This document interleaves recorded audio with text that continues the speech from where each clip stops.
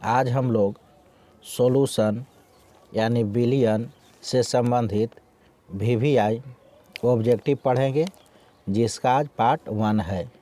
अब देखिए, पहला प्रश्न जो है 2021 और 20 में पूछा गया है, निम्न में से कौन अनुसांख्य गुण धर्म है। अब ध्यान दीजिएगा, अनुसांख्य गुण धर्म पूछ रहा है, तो ध्यान दीजिएगा, हिमांक का अवनमन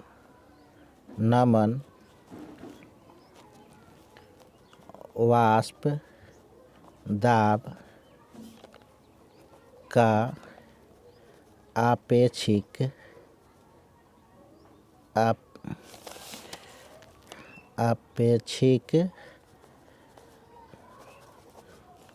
वाष्प दाब का आपेक्षिक अवनमन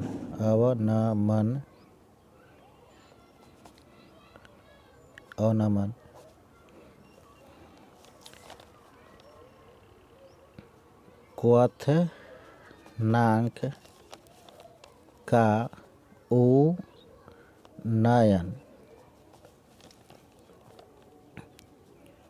प्रसरण दाब। अब देखिएगा, कह रहा है कि अनुसांख्य गुण धर्म है। अब ध्यान दीजिएगा, अनुसांख्य गुण धर्म किसको बोला जाता है? हिमांक का अवनमन को वाष्प दाब, आपेक्षिक अवनमन, क्वथनांक का उन्नयन और प्रसारण दाब को बोला जाता है अनुसांख्य गुण धर्म। तो इसमें देखिएगा, अनुसांख्य गुण धर्म कौन होगा? प्रसारण दाब। अब देखिए, दूसरा प्रश्न जो है 2022 में पूछा गया है, मोलारता को व्यक्त किया जाता है। अब देखिए, मोलारता को व्यक्त किया जाता है तो इसका हो जाएगा आंसर मोल प्रति लीटर में। तो 2 का आंसर क्या हो गया? ए हो गया। अब देखिएगा, प्रसारण दाब निम्नलिखित में से किस समीकरण द्वारा व्यक्त होते हैं? अब ध्यान दीजिएगा, इसका आंसर हो जाएगा ए। अब देखिए, तीसरा प्रश्न जो है इसका आंसर क्या हो गया? ए हो गया। अब चौथा प्रश्न 2020 में पूछा गया है,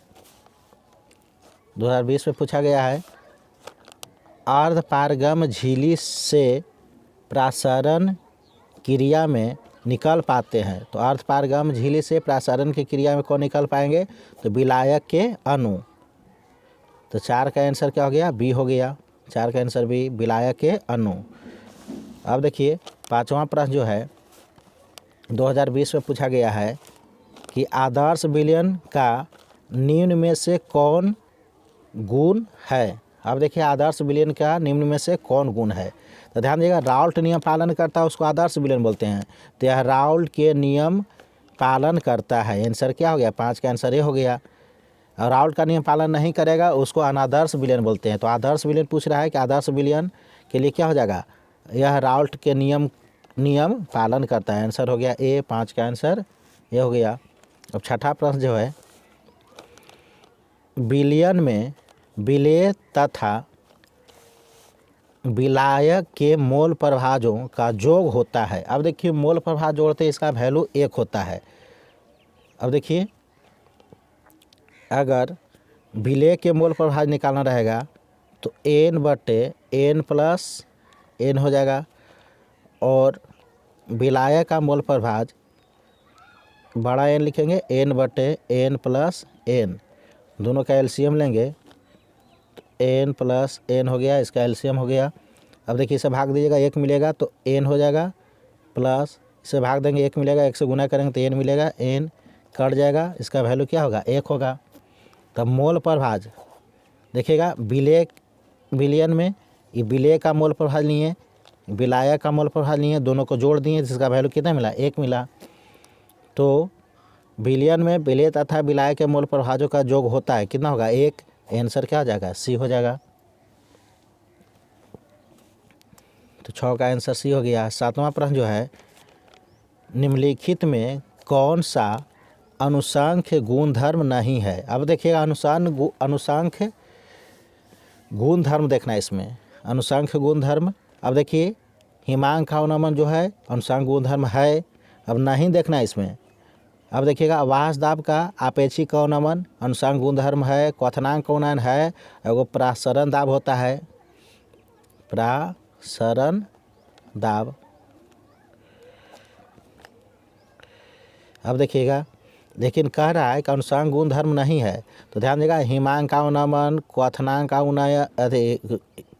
का उन्नयन, वासदाब का अपेक्षिक अवनमन, प्रासरण दाब, ये जो होता है सो अनुसंख्य गुण धर्म है लेकिन नहीं वाला पूछ रहा है, तो अनुसंख्य गुण धर्म नहीं होगा। कौन होगा? आंसर बी हो जाएगा, प्रकाशिकीय क्रियाशीलता। तो 7 का आंसर क्या हो गया? बी हो गया। अब देखिए 8वां प्रश्न है, अगर एन घूले पदार्थ के मोलों की संख्या है तथा बड़ा एन जो है घोलक के मोलों की संख्या है,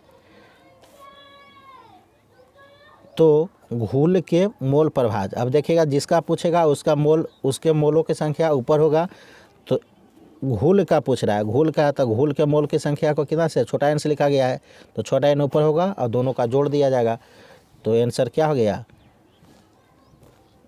छोटा एन ऊपर है, नीचे दोनों के मोल प्रभाज का जोड़, तो दोनों छोटा एन ऊपर हो गया मोलों की संख्या, नीचे दोनों के मोलों की संख्या को क्या करेंगे? जोड़ देंगे, तो मोल प्रभाज निकल गया, तो घूल के मोल प्रभाज। आंसर क्या हो गया? सी।